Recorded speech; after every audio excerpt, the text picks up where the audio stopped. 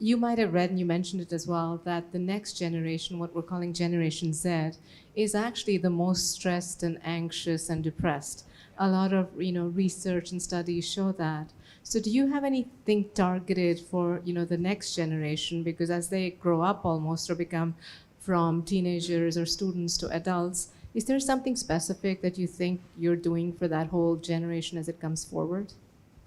Yeah. Well, you can maybe you can talk about the content. I mean, look, on the app itself, there's Headspace for kids on there, 5 and under, 6 to 8, 9 to 11. So targeting very specific age groups. That's designed more for use at home. Ideally with a parent, it might be something that you do with your children. But we're also kind of working very hard on getting it into schools. We're working both at government levels. So we work with 120 different school districts around the US, some of the largest, to make it actually part of the school curriculum. We make it free for educators. We made it free for those students. And we both passionately believe that if we can give young people the tools they need, then we don't have to kind of get to the situation for most of us where we suddenly realize one day, oh, I don't feel very well. I need to kind of work this out.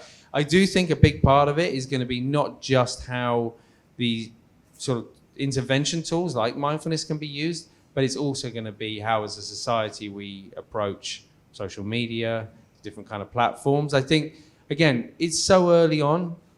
I think they kind of have the worst of it, right? At least for those of us that have been around a bit longer, at least we had kind of a base point beforehand. We kind of know what feels too much, whereas younger kids kind of growing up now, they're just using it all the time. They don't even know that feeling of what it was like not to have too much. So I think it's going to be, in part, kind of how we can implement mindfulness at a younger age, and at the same time, how that can be balanced out by greater education.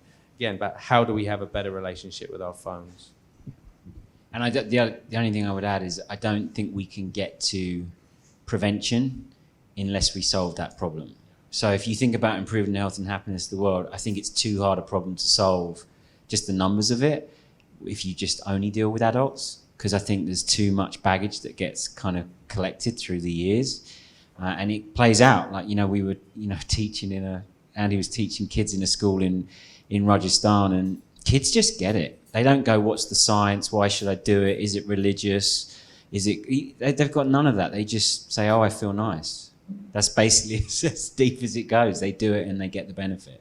So I think if we're going to get to prevention, we're going to have to teach these skills much, much earlier.